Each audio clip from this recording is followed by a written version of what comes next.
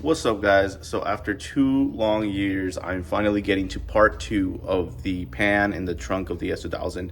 The reason I never got to it was because one, I was doing a lot of other projects instead of working on this, and two, I kind of left it open. As you can see right here, it's covered, but this is open, and I left it open to be able to get in there myself and kind of weld this area right here. I think I made a video on it, but this area right here, water was getting in, and that's why it rusted in the first place. That's one of the many reasons why it rusted, but I think that was the main one. So I finally fixed that. There is still a leak. I think I'm just gonna have to put more glue or stuff that will stop it from going in. So I'll get that at the end. But that was one of the reasons why I didn't want to put this pan, but I'm kind of tired of it being open, and it's probably one of the harder projects of everything else that I need to do in the car. So I have very few things to do left on the car. So I think this one thing, if I knock it out, I'll feel a little bit more motivated to kind of hurry up and finish the car. Because all I need to do is Bondo, sand down the rest of the car a little bit, and then interior, and then paint. So I'm really close. I'm just being very lazy if we had to put it like a certain way. So let me just get to it. I'm gonna show you the process of what I'm gonna do. So let me go ahead and show you that. So here is the bottom of where I need to get to work and start welding away. So as you can see, this rusted pretty bad, but I can just grind that down. I think it's just surface rust. And right here, I'm gonna show you all of it. Now I did this without taking out the subframe in the back, which is totally possible. It's just real tight right here. How did I get there? I honestly don't remember. Maybe in the part 1 I showed it, but I'm gonna go ahead and grind all this. And it seemed like they had glue on there, but I think from like once you install it, so I'll do that. I'm gonna use the same weld points to weld everything back on. As you can see back here as well, it sits, this is probably gonna be the easiest place to kind of go in and weld. This will be the hardest because you're welding upside down. I have no other choice but to weld upside down. It will be very hard to get to these points, so I'll see what I can do to get in there. Hopefully my MIG is able to just get in there, because it seems like it's just, well, it's like 3 of them. It's like three weld spots. So I'll try to get in, try my best. So yeah, so let's get started on that, start grinding all this down, and then getting to welding.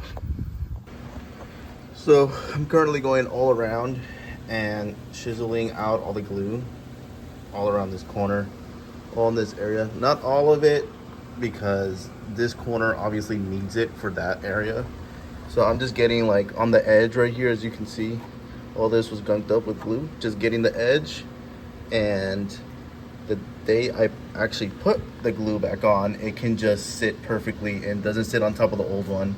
So that's why I'm kind of taking it off as best I can, where to mine, when I put mine, it sits on there and it won't bother. Now this one I'm not touching because I'm not going to that area, so I'm not touching that area so much. Next thing I'm gonna do is grind all this, just the spots, don't grind all of it, and then I'm gonna put weld primer all around it on those welds, and then I'll get to welding. But yeah, and be careful, this is very flammable, so just be careful that it gets, under fire. Make sure you have fire extinguisher, water, something to stop that fire.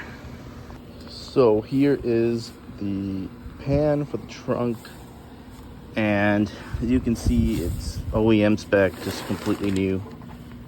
And I believe it's missing unless it had I don't remember it having 2 drain ports. I think mine just had 1.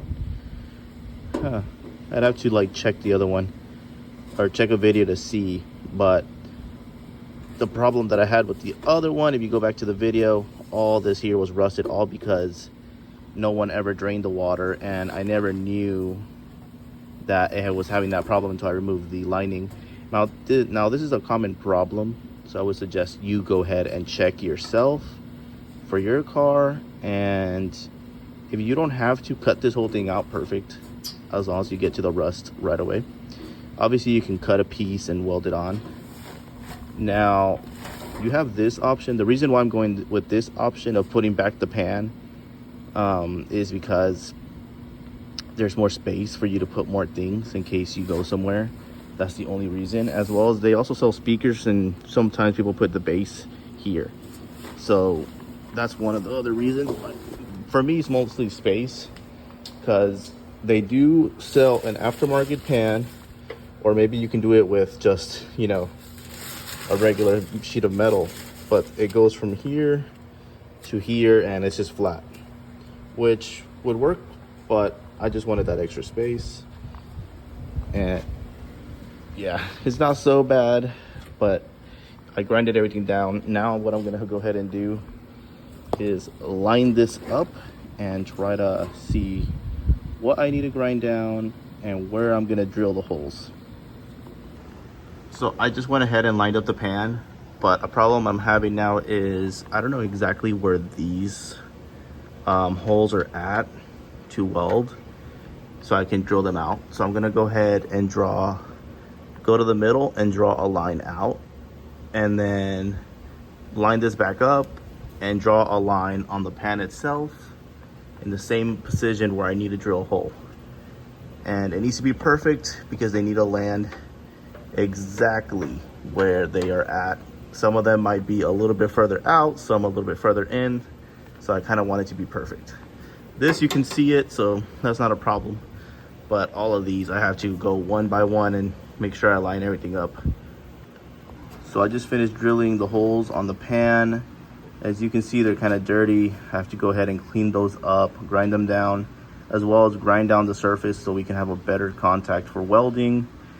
What I wanted to show you guys was this hole right here, and these corners, just in these corners, need to be a little bit more in if you're not dropping the subframe. If you are dropping the subframe, then you're fine, like you can get to it perfectly. But make sure that you go ahead and make these a little bit closer so you can be able to weld it perfectly and not have any trouble getting the nozzle up in there, because it's going to be a tight space to be able to weld that. Now, everything else from what I noticed is the drill points need to be more in the inside than the outside. Since everything lined up perfectly, make sure you have it towards the inside. Now, I put tape here, but as you can see, there's at least a good ½ an inch here or less of space. Just follow right here, this inside line, like right before the dip is where you want to drill, and it should be perfect on the back and the sides on each side. This back area, which sits here, leave alone, because I'm just gonna grind the outside spots and then just weld here. That's probably the easiest weld of all this. Also, what else can I tell you guys? I think that's about it for now. All I'm gonna go ahead is get ready, get this, put weld primer, and get ready for paint. So I just finished grinding down all this areas where I'm going to put welds on. As you can see, this whole back panel was grinded down, and back here as well, and then inside of here, on here, pretty much all the areas that you saw me do in the video I did. Now what I'm going to go ahead and do is put some kind of like steelet, if you've heard of that before. In this case, this is called Seymour stainless steel. Same thing, maybe a little bit worse, not as good as a product as steelet, but I don't have steelet where I live, so I'm gonna go ahead and use this. But I mean, it says it right there, perfect for protection, painting metal, and touching up welds. So it's exactly what you need. Pretty much it just has a little bit of steel particles inside the paint, which makes it stick. I'm gonna do one coat of this on each panel, wherever it is that I need to do it. And that's about it, just so the weld can stick a little bit better. It still is paint at the end of the day, so you wanna be careful and not put too many layers on there. It'll tell you how many to put, but I'm gonna go ahead and just do one coat with my experience of doing this, at least on this, so it can weld a little bit better. It still welds, but you know, it still affects it a little bit. So you'll see me paint it right now, and then we'll get to welding. It's painted and it's ready to go. It's spray painted every edge. Now I'm gonna go ahead and put it on.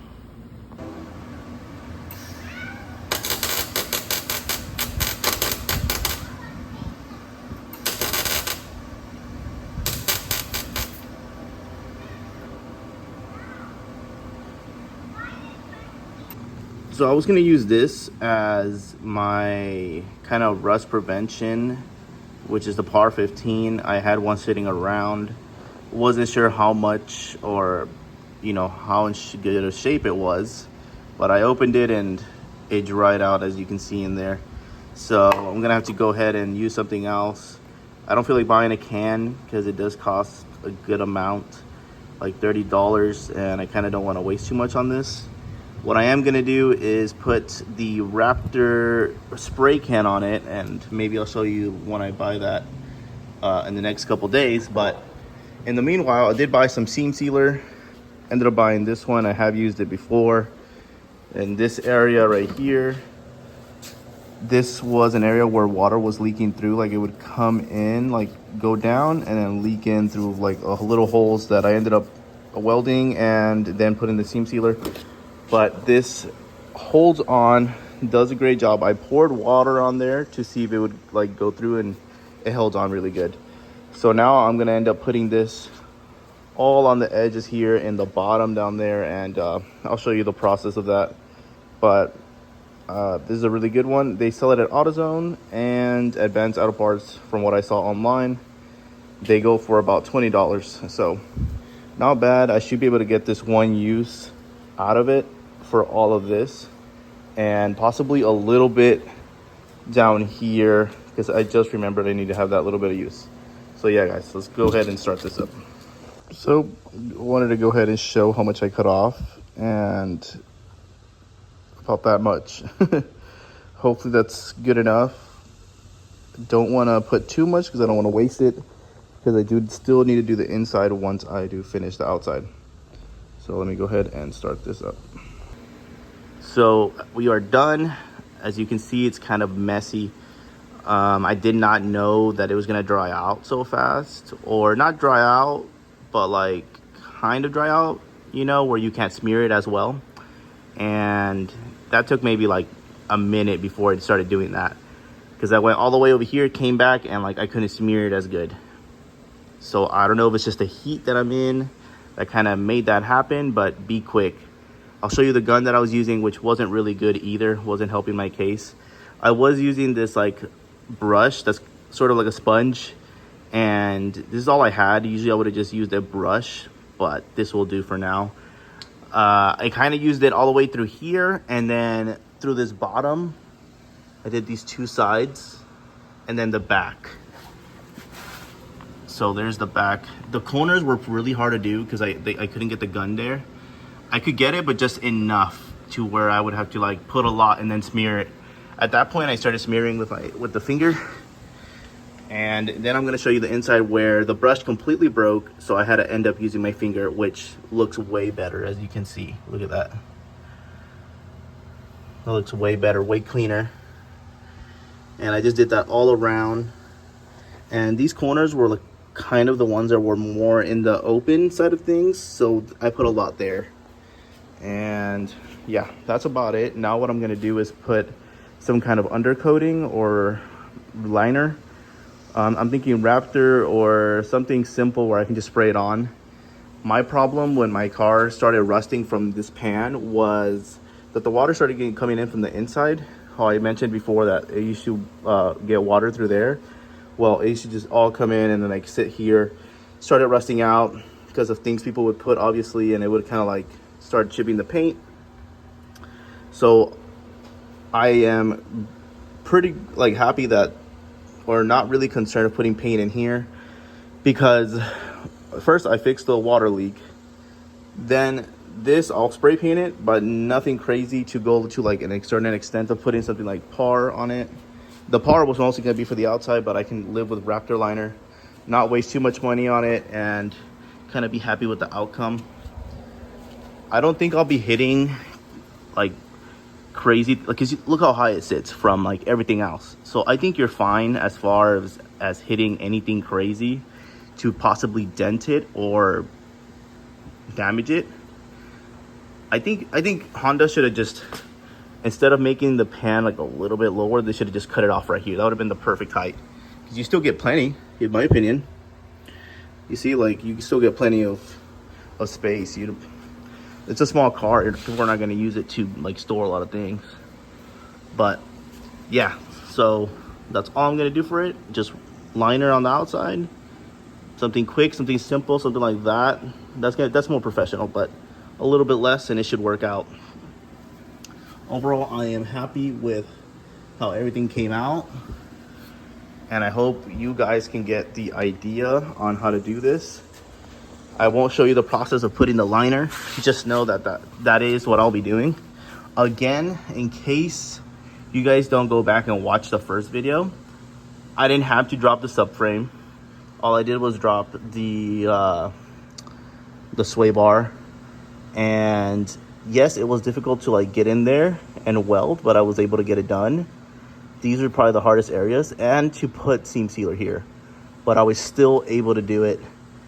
It's just a matter of like getting in there and really, you know, going with your finger, and you have plenty of space. Not a lot, but enough to get it all done. This was kind of in the way when you're welding and putting seam sealer, but you can just either pick it up with one arm or pick it up with something to get in there, or if not, just go around it or go under it. Just depends if you have a long arm or not. You'll be fine. Now that this is done, once I put the raptor liner, go ahead and put the exhaust, all the things that I took off, and kind of be done with this. Why did I take this 2 years for this? I was gonna do it at the end of everything, but I was like, you know what? Let me just go ahead and put it now. That's why the first and second video are 2 years apart. Can you believe that? Maybe more. So I'm sorry for the long wait and sorry for the long part 2, but hopefully this gives you an idea of how to do things, on how to remove it, on how to install it. And it's an intimidating job, guys, but it's super simple. Again, in case you guys don't know, they do sell a metal sheet for about $250 where you can just cover this and not have this in here. The only reason I'm putting this back on is because I had bought it before I saw that. If I knew that thing, if I would have seen that first, I would have bought that and not worried about this bottom piece, because I never really used it anyways. And I'm happy with the space that I have here. Like, this is plenty of space, like, to put things for, like, groceries and things like that. You know what I mean? So I went ahead and cut off the video on that last one, mostly because I wasn't going to show the part where I paint it.